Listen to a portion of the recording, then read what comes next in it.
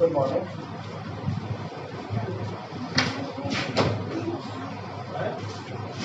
Good morning.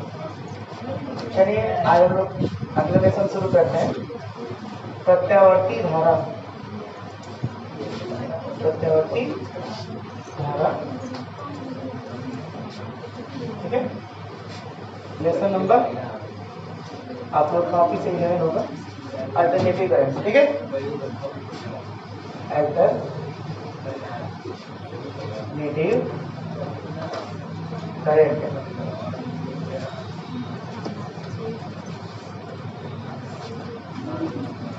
और इसमें सबसे पहले हम लोग पढ़ेंगे कि प्रत्यावर्ती धारा को उत्पन्न कैसे किया जाता है, ठीक है। यानी हमारी पहली रीडिंग प्रत्यावर्ती धारा जनित, प्रत्यावर्ती धारा जनित जनरेटर ना, इसको शॉर्ट फॉर्म में कहते हैं एसी जनरेटर, ठीक है। प्रत्यावर्ती धारा जनित या एसी जनरेटर, ठीक है। जनरेटर आप लोग 10 में पढ़े हैं दो प्रकार का, एक डीसी जनरेटर और एसी जनरेटर।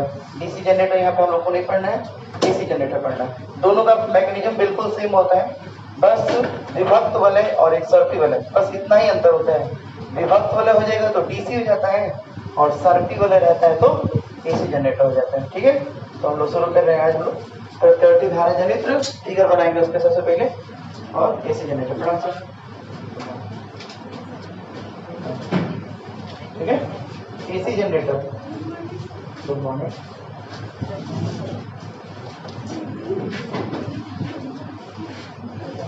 पहले देख लीजिए फिर आप लोग बताइएगा।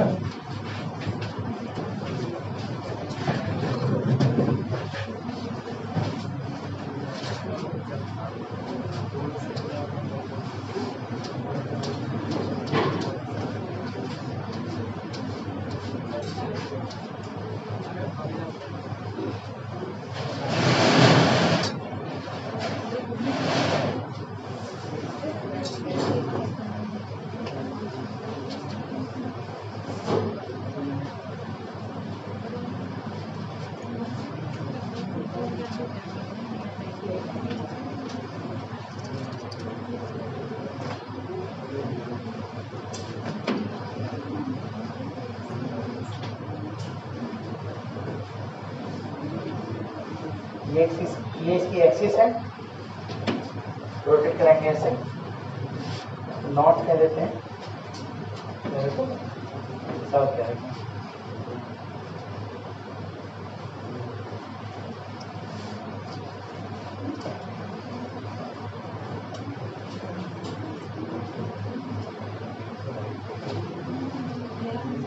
Good morning.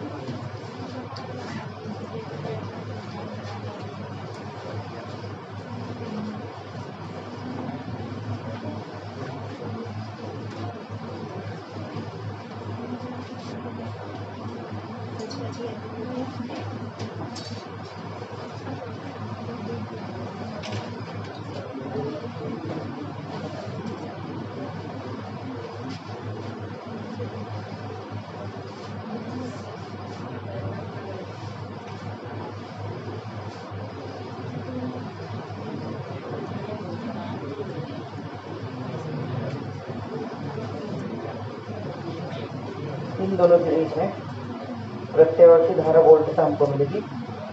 प्रत्यावर्ती धारा वोल्टता को या प्रत्यावर्ती धारा को ऐसे दिखाते हैं, ये मिलेगा हमको E equal to E0 sine omega T.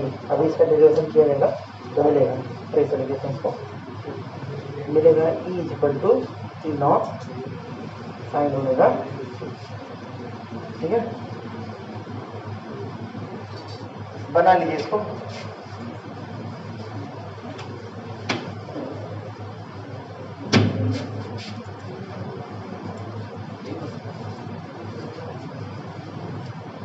Cell का नाम लिख दें, इसको बोलते हैं strong magnet. Strong magnet armature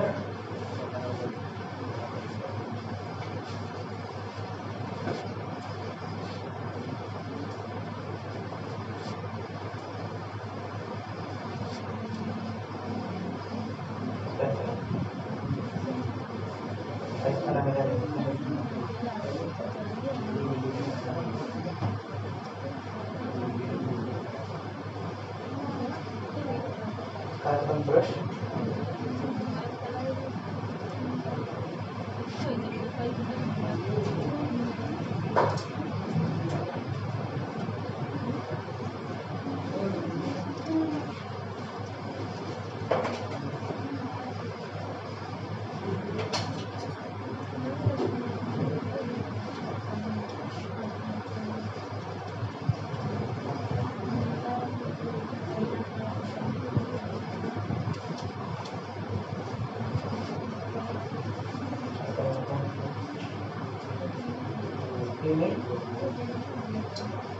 cylinder.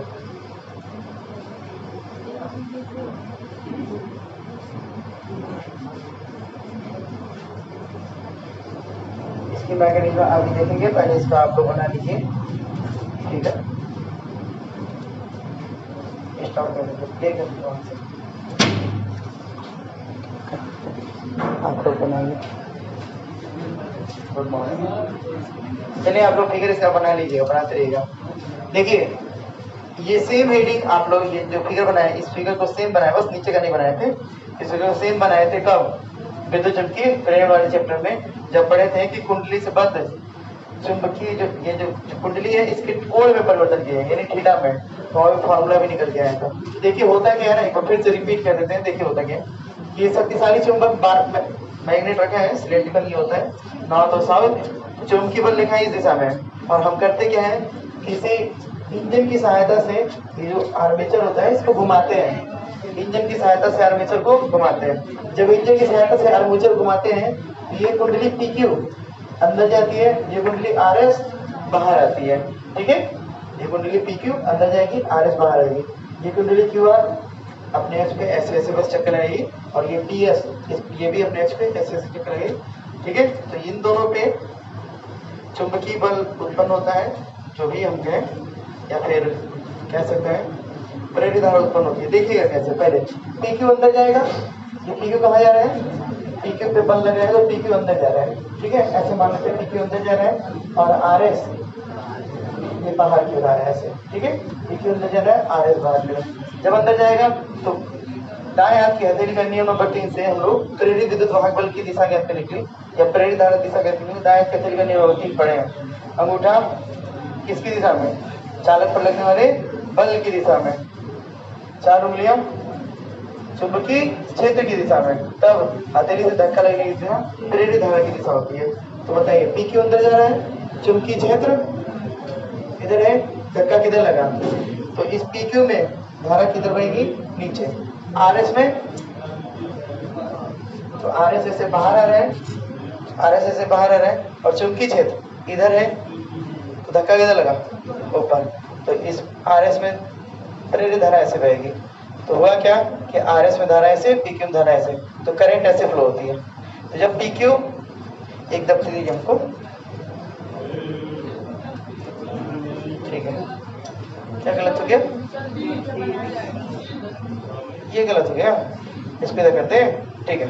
देखिए होता क्या है, मान लीजिए ये PQ है, ये RS है, ठीक है, ओपन वाला RS है, यहाँ बंद वाला PQ। PQ पे जब बल लगता है, ओके, जब PQ बल लगता है PQ अंदर जाएगा, RS इधर आएगा, तो PQ में धारा किधर बही, नीचे, RS में धारा ऊपर, तो PQ में धारा नीचे, RS में धारा ऊपर। ये आधा चक्कर हुआ।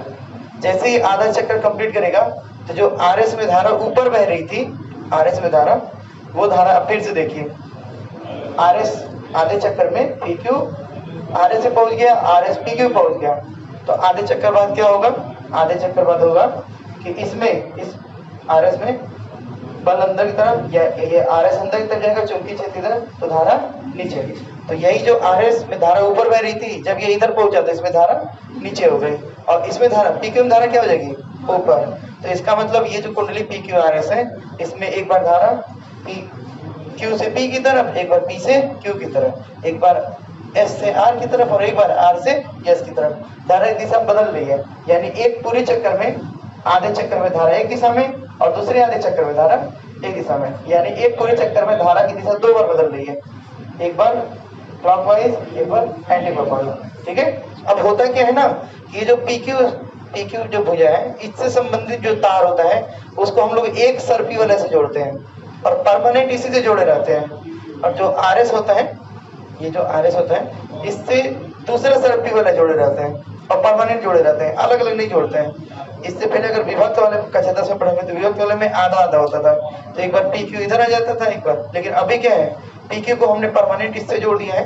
एक सर्पी वाले से, एक सिलेंडर से, और RS को दूसरे सिलेंडर जोड़ दिया है। और ये कुंडली के साथ ये PQ, ये जो सर्पी वाला है, ये भी घूमता है। ठीक है, तो PQ परमानेंट इससे जुड़ा है, तो PQ में एक बार धारा इधर बहेगी नीचे की तरफ, तो इस सिलेंडर में एक बार धारा, या इस सिलेंडर से ये लगी कार्बन ब्रूस से धारा एक बार इधर जाएगी, और दूसरे आधे चक्कर में क्या होगा, धारा ऊपर जाएगी, तो इसका मतलब यही धारा दिशा बदल जाएगी, इधर हो जाएगी। तो इसमें क्या होता है कि परमानेंट जुड़े होने के कारण, PQ से ये परमानेंट जुड़ा है, RS से परमानेंट जुड़ा है, जिसके कारण कि इस कार्बन ब्रूस पे पोलैरिटी 2 बार बदलती है, ध्रुवता एक बार प्लस हो जाता है, एक बार माइनस होता है। अच्छा, जब इस पे माइनस होगा, देखिए करंट आ रही है तो करंट माइनस की ओर आती है, प्लस से चल के, उस समय ये क्या रहा होगा, प्लस। तो जब ये माइनस रहा उस समय ये प्लस, और जब ये प्लस रहा होगा तो उस समय ये क्या रहा होगा, माइनस। ठीक है, सॉरी, जब ये माइनस रहा होगा तो उस समय क्या रहा होगा, प्लस। तो जब ये माइनस, ये प्लस, ये प्लस, ये माइनस, यानी एक बार धारा इस दिशा में जाएगी और एक बार धारा इस दिशा में आएगी, यानी एक चक्कर में धारा गई आई, और धारा बहती है इलेक्ट्रॉनों के कारण। धारा किसके कारण, इलेक्ट्रॉन का। तो इलेक्ट्रॉन इधर गए और फिर इधर आए, इलेक्ट्रॉन इधर गए इधर आए। अब बताइए, इलेक्ट्रॉन जा रहे हैं फिर आ रहे हैं, तो ओवरऑल एवरेज अगर दिखाया जाए, टोटल विस्थापन कितना हुआ इलेक्ट्रॉनों का, डिस्प्लेसमेंट कितना हुआ इलेक्ट्रॉनों का, तो इलेक्ट्रॉनों डिस्प्लेसमेंट 0 हो गया। यानी प्रत्यावर्ती धारा में इलेक्ट्रॉन गति नहीं करते हैं। ऐसा नहीं कि इलेक्ट्रॉन पूरा जाएंगे, एक चक्कर लगा के आएंगे, ऐसे नहीं होता है। इलेक्ट्रॉन गए फिर आए, फिर गए फिर आए, ऐसे हुआ। यानी इलेक्ट्रॉन बस अपने स्थान पे क्या कर रहे हैं, दोलन। यही ना पढ़े थे कल हम लोग, इलेक्ट्रॉन अपने स्थान पे क्या कर रहे हैं, दोलन। यानी सारे इक्वेशन किसके लगेंगे अब यहाँ पे, सरल अवगति के। सारे इक्वेशन किससे आएंगे, सरल गति। सरल अवगति कल हम लोग व्यापक समीकरण पढ़े थे, y बराबर a sin omega t plus phi, जहाँ फाई क्या होता है, प्रारंभिक कलम। ठीक है, तो ये इक्वेशन में इसका जब इक्वेशन हम लोग निकालेंगे तो इसका इक्वेशन सरल अवगति का इक्वेशन आएगा। तो क्या समझ में आया कि ये माइनस, ये प्लस, ये प्लस, अच्छा ये माइनस तो ये प्लस, ये प्लस ये माइनस। ठीक है, तीसरा बार बार दो तो बदल दिए। तो इसके लिए हम लोग निकाले थे कि कितना प्रेरित विद्युत वाहक बल उत्पन्न होगा। तो आया था, इससे पहले फिर से डेरिवेशन कर देते हैं। E इक्वल टू क्या है, तो पकड़िए इसको, E इक्वल टू था minus D phi upon D T, यही ना था। तो E equal to minus D phi को क्या लिख सकते हैं, P A cos theta, P A cos theta upon D T. तो ना चुंबकीय क्षेत्र बदल रहे हैं, ना कुंडली का क्षेत्रफल बदल रहे हैं, तो बी और ए दोनों कांस्टेंट बाहर कर लीजिए, बी ए बाहर, माइनस बी ए बाहर, और डी कॉस थीटा, थीटा बार बार बदल रहा है। तो मान लेते हैं कि अगर यह कुंडली ओमेगा कोणीय वेग से घूम रही है, कितने कोणीय वेग से, ओमेगा कोणीय वेग से घूम रही है, तो कोणीय वेग बराबर क्या पढ़े हम लोग, ओमेगा कोणीय, अगर कोणीय वेग ओमेगा है तो कोणीय वेग ओमेगा बराबर कोणीय विस्थापन बटे लगा समय। ठीक है, यहाँ से थीटा इक्वल टू क्या आ जाएगा, थीटा इज इक्वल टू आ जाएगा ओमेगा इंटू टी। यहाँ उठा के रख दीजिए, यहाँ उठा के रख देंगे तो हो जाएगा E is equal to minus B A D upon D T और कॉस ओमेगा टी। ठीक है, कॉस का समाकलन, कॉस का अवकलन क्या होता है? Minus sign. कॉस का अवकलन क्या होता है? माइनस साइन, और माइनस पहले से तो प्लस हो जाएगा, तो इज इक्वल टू हो जाएगा B A sine omega T. Cos का अवकलन हो गया साइन, माइनस साइन, तो minus sine plus sine omega T, और ओमेगा टी का अवकलन करेंगे तो क्या मिलेगा? ओमेगा। तो B A omega sine omega T. ठीक है, यदि प्रेरित विद्युत वाहक बल मैक्सिमम हो, मैक्सिमम कब होगा? साइन ओमेगा टी पे ना। यदि साइन ओमेगा टी कितना हो? Plus minus 1। ठीक है, साइन की मैक्सिमम वैल्यू 1 होती है, एक बार प्लस 1 होती है और एक बार माइनस 1 होती है। तो साइन की मैक्सिमम अगर वैल्यू 1 है तब ये ई को ना हम लोग ई नॉट कहते हैं। क्या कहते हैं? ई नॉट, जिसको बोलते हैं प्रेरित विद्युत वाहक बल का उच्चतम मान या उच्चिष्ट मान। इसको क्या बोलेंगे? उच्चिष्ट मान। तो ई नॉट इज इक्वल टू क्या हो जाएगा? बी ए इंटू ओमेगा। ठीक है, इसकी वैल्यू प्लस 1 या माइनस 1 लिख दे तो ई इज इक्वल टू ये जो आएगा इसको बोलते हैं बी ए ओमेगा। ये प्रत्यावर्ती विभव का उच्चतम मान है ई नॉट को। यहाँ पे 3 मान मिलेंगे, ध्यान से देखिएगा। एक मिला E, E naught, E R M S, E bar, ऐसे 4 मान मिलेंगे। तो चारों का अलग अलग नाम है, आगे सब हम लोग को पढ़ना है, तो ध्यान से देख लीजिएगा। हिंदी में किसको क्या कह रहे हैं, नहीं कोई गड़बड़ होता है न्यूमेरिकल लगाने में। ठीक है, यहाँ पे प्रत्यावर्ती विभव का क्या है? उच्चतम मान या उच्चिष्ट मान, इसको ई नॉट से दिखाते हैं। इसलिए यह समीकरण फिर से हो जाएगा E is equal to E naught sine omega T. ठीक है, और ये बिल्कुल सरल अवगति का इक्वेशन हो गया जो हम लोग कल पढ़े थे, y is equal to A sine omega T, उस रूप में आया था। ठीक है, तो e is equal to E naught sine omega T. अगर ठीक है, जीरो अंश से न गति कराएं, किसी और कोण से गति कराएं तो प्लस आई हो जाएगा। ठीक है, तो व्यापक हो जाएगा प्लस पाई, अगर हम चाहे तो जोड़ सकते हैं, कोई बात नहीं। ये है प्रत्यावर्ती विभव का, प्रत्यावर्ती विभव का समीकरण। ठीक है, ये प्रत्यावर्ती विभव का समीकरण है। एक काम करते हैं, E बराबर, जब E बराबर होता है I इंटू R, वोल्टेज बराबर धारा गुणे प्रतिरोध। ठीक है, तो वहां पे प्रतिरोध इस बार लोड प्रतिरोध RS जोड़े हैं। लोड प्रतिरोध मतलब घर पे जो जो लगा है सब लोड में आता है, पंखा, टीवी, कूलर सब लोड में आएगा। ठीक है, तो यहाँ पे लिखेंगे चूंकि E इज इक्वल टू होता है, मान लीजिए उसमें करंट बह रही है I, ठीक है, और लोड प्रतिरोध कितना है? RL। Good morning, RL। ठीक है, इसलिए लिखेंगे I into RL is equal to E naught sine omega T.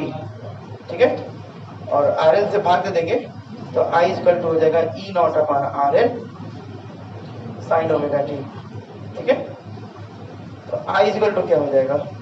इसको हम लोग कह देंगे I नॉट और दिखाएंगे प्रत्यावर्ती धारा का उच्चतम मान या उच्चिष्ट मान। ठीक है, तो I इज इक्वल टू आएगा I not sine omega T, और इसको बोलेंगे यह है प्रत्यावर्ती धारा का समीकरण। ठीक है, प्रत्यावर्ती धारा का समीकरण भी है। तो इतना आप लोग लिखेंगे, लेकिन पहले परिभाषा किसे कहते हैं प्रत्यावर्ती धारा जनित्र, तो वह बोलेंगे वह उपकरण जो यांत्रिक ऊर्जा को किसमें बदल दे? प्रत्यावर्ती धारा न। ठीक है, वह उपकरण, देखिए वह उपकरण जो यांत्रिक ऊर्जा को, क्योंकि हम लोग इसको घुमाते हैं इसलिए मैकेनिकल एनर्जी होगा। वह उपकरण जो यांत्रिक ऊर्जा को प्रत्यावर्ती धारा ऊर्जा में परिवर्तित करते हैं,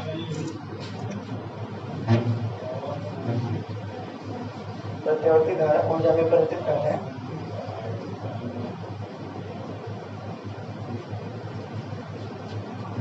ऐसे लिख सकते हैं प्रत्यावर्ती धारा विद्युत ऊर्जा में लिख सकते हैं। ठीक है, वह उपकरण जो यांत्रिक ऊर्जा को प्रत्यावर्ती धारा विद्युत ऊर्जा में परिवर्तित करता है उसे प्रत्यावर्ती धारा जनित्र कहते हैं, उसे प्रत्यावर्ती धारा जनित्र कहते हैं। हो गया? इसकी संरचना आप लोग क्लास 10th में लिखे हैं, बनावट पूरा बनावट संरचना कार्य लिखे हैं, तो अच्छा नहीं पढ़े हैं, कोरोना वाले हैं। अच्छा आप पढ़े हैं, ठीक है। तो इसका बनावट आप लोग क्लास 10 की बुक से लिख लेंगे, कापी से, या फिर हम लिखवा दें? लिखवाएंगे तो समय लगेगा, ठीक है। इसमें 4 होते हैं, सेम वही है, ठीक है। कार्यविधि थोड़ा सा बदल जाएगा, अगर ये वाला पढ़े होंगे 10 में तो कार्यविधि भी सेम वही है, ठीक है। बस यहाँ पे आप लोग को समीकरण निकालना सीखना है, न इसकी संरचना उपयोगी है न कार्यविधि। बस यहाँ से अब हम लोग का शुरू होगा, जो भी पढ़ाई शुरू होगी सब हम लोग की यहाँ शुरू होगी, E equal to E naught से और I equal to I naught से, ठीक है। तो इतना लिख लीजिए पहले, संरचना कार्यविधि हेडिंग डाल के छोड़ दीजिए, आप लोग लिख लीजिएगा, मतलब संरचना इतने में हो जाएगा, 4 इसमें हेडिंग लिखना होता है, और कार्यविधि में भी, यानी एक पन्ना छोड़ के सीधे गणना लिख दीजिएगा, ठीक है, कैलकुलेशन, और कैलकुलेशन में आप लोग इतना लिख लीजिएगा। कल हम लोग पढ़ेंगे इसका ग्राफ कैसे बनता है, कब धारा अधिकतम होती है, कब वोल्टेज अधिकतम होता है, इसको सीखेंगे। और फिर हम लोग सीखेंगे प्रत्यावर्ती धारा का औसत मान और वर्ग मान, मूल मान, जिसको हम लोग ई बार और ई आर एम एस कह रहे थे ना, आई बार आई आर एम एस, इसको सीखेंगे, और वो सब इम्पोर्टेंट है बोर्ड परीक्षा के लिए। तो आज के बस इतना ही रहने देते हैं, ठीक है, थैंक यू।